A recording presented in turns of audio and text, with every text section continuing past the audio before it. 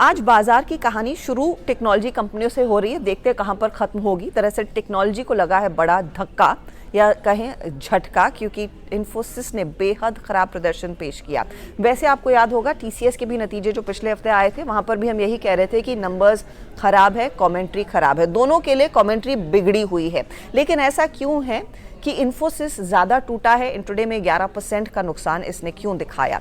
पहले नतीजे आपके सामने। सबसे पहले कांस्टेंट करेंसी ग्रोथ नेगेटिव में आई है, -3.2%। मार्केट एक्सपेक्ट कर रहा था 0.4 से 0.45% की। यही नहीं, FY24 के लिए कंपनी जो गाइडेंस देती है, और ये इकलौती कंपनी है जो पूरे साल का गाइडेंस देती है, उसमें भी भारी कटौती की है। एक्सपेक्टेशन था 6 से 8% के गाइडेंस का। कंपनी ने कहा रेवेन्यू ग्रोथ जो रहेगी वो करीब 4 से 7% के बीच रहेगी। इनफैक्ट इन्होंने अपनी मार्जिन गाइडेंस भी खासा काटा है। अब हुआ ये है कि कंपनी साफ कहती है BFSI में तो पेन है ही, लेकिन इसके अलावा रिटेल, टेलीकॉम, हाईटेक और इन्वेस्टमेंट बैंकिंग में भी काफ़ी ज़्यादा दबाव बढ़ने लगा है।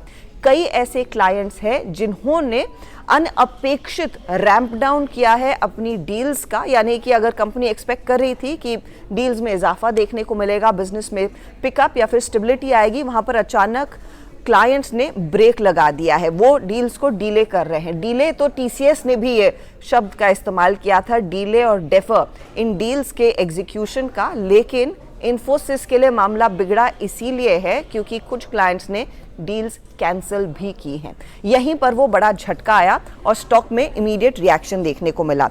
लेकिन इतना बड़ा झटका क्यों? कुछ चीज़ें आपको ध्यान में रखनी है कि टीसीएस में जो वैल्यूएशन थे वो इन्फोसिस की तुलना में थोड़े से महंगे थे, इसीलिए इन्फी को प्रेफर किया जा रहा था।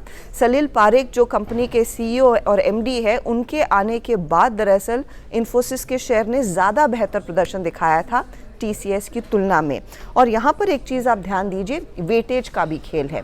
अगर आप इंडेक्स का वेट देखें तो इन्फोसिस का जो वेट है वो 6.75% है, टीसीएस का जो वेट है 4.3% है। वेट के हिसाब से जो पैसा लगता है जाहिर तौर पर इन्फोसिस में ज़्यादा लगता है, टीसीएस में कम लगता है।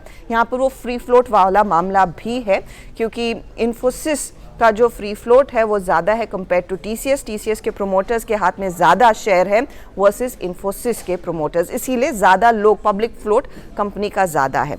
म्यूचुअल फंड होल्डिंग के लिहाज से भी अगर आप देखें, म्यूचुअल फंड्स का जो पैसा इन्फोसिस में ज़्यादा लगा हुआ है। 17.7% स्टेक म्यूचुअल फंड्स इन्फोसिस में होल्ड कर रहे थे दिसंबर 22 के अंत तक, और टीसीएस में सिर्फ 3.3% पैसा लगा था। वहीं अगर आप एफआईआई होल्डिंग के लिहाज से भी देखेंगे तो यहाँ पर भी सिचुएशन वैसी ही है।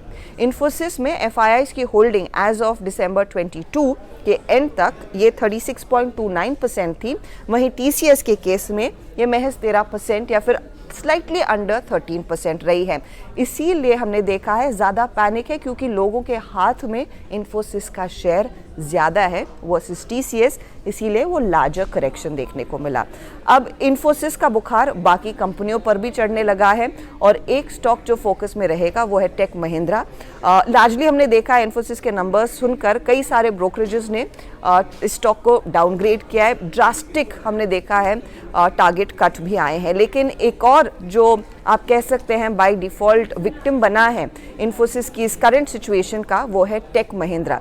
टेक महिंद्रा में सिटी की एक रिपोर्ट आई और इन्फोसिस की कमेंट्री सुनने के बाद पहले सीधे तौर पर सिटी ने कहा 1100 का टारगेट वो घटाकर 955 कर रहे हैं। ऐसा क्यों किया है? टेक महिंद्रा का अच्छा खासा एक्सपोजर या फिर अच्छा खासा बिजनेस दरअसल टेलीकॉम वर्टिकल से आता है। और दो चीज़ें आप नोट कीजिएगा, चाहे वो इन्फोसिस का केस हो या फिर आप टीसीएस का केस हो, दोनों कंपनियों ने Q4 में दिखाया है कि टेलीकॉम वर्टिकल में बिजनेस में डी ग्रोथ देखने को मिला है। इन्फोसिस के केस में 8% की गिरावट रही है यहाँ पर अर्निंग्स की टेलीकॉम बिजनेस से, और टीसीएस ने करीब 2% बिजनेस कम कमाया है टेलीकॉम बिजनेस से। और यही पड़ रहा है दरअसल इस समय सिटी, जब टेक महिंद्रा के लिहाज से वो बिजनेस को एनालाइज कर रहे हैं। अगर इन दोनों कंपनियों का जहाँ पर छोटा छोटा इनपुट आता है टेलीकॉम बिजनेस से या फिर रेवेन्यू आता है, तो टेक महिंद्रा की स्थिति कितनी ज़्यादा बिगड़ जाएगी इसका डर है। याद रखिएगा एक और चीज़ कि Q3 में वैसे भी टेक महिंद्रा ने आगाह किया था कि कुछ रिस्ट्रक्चरिंग के चलते इनके टॉप 5 क्लाइंट्स में कुछ कमी आती हुई दिखाई दे रही है। ये भी डर है जो दरअसल इस समय ज़्यादातर मार्केट में लोगों के बीच है और इन स्टॉक्स को नीचे खींच रहा है। यही वजह है कि आज आईटी में इतना पैनिक और इतना बुखार।